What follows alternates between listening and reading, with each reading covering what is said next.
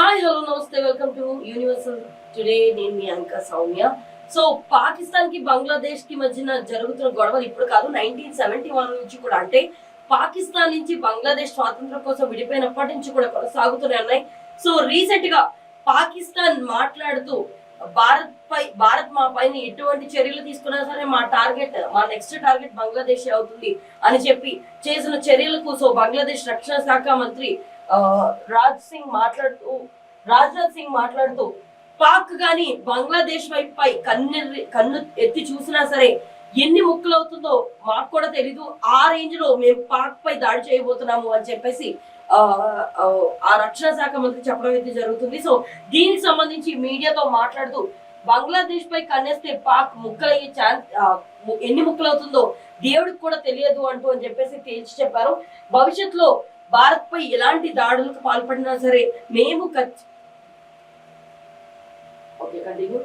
భవిష్యత్తులో భారత్ ఏమైనా దాడులు మా మీద గాని పాల్పడితే ఖచ్చితంగా బంగ్లాదేశ్ ని బ్రతకనివ్వమని చెప్పి పాకిస్తాన్ అన్న మాటలకు అక్కడ రక్షణ శాఖ మంత్రి, బంగ్లాదేశ్ రక్షణ శాఖ మంత్రి క్లియర్ గా మాట్లాడుతున్నారు. మా వైపు కన్ను ఎత్తి చూడాలనుకున్నా సరే జాగ్రత్తగా ఆలోచించుకోండి, పాకిస్తాన్ ఎన్ని ముక్కలు అవుతుందో దేవుడు కూడా తెలీదు అన్నట్లుగా ఒక స్టేట్మెంట్ అయితే అక్కడ రక్షణ శాఖ మంత్రి రాజ్ సింగ్ చెప్పిన మాటలు అయితే మనం ఇక్కడ చూస్తున్నాం. సో ఈ గొడవ ఇప్పుడు కాదు, 1971 నుంచి కూడా స్వాతంత్రం వచ్చిన తర్వాత 1971 టైంలో పాకిస్తాన్ అలాగే బంగ్లాదేశ్ కట్టుదిట్టంగానే ఉండేది, కలిసే ఉండేవారు.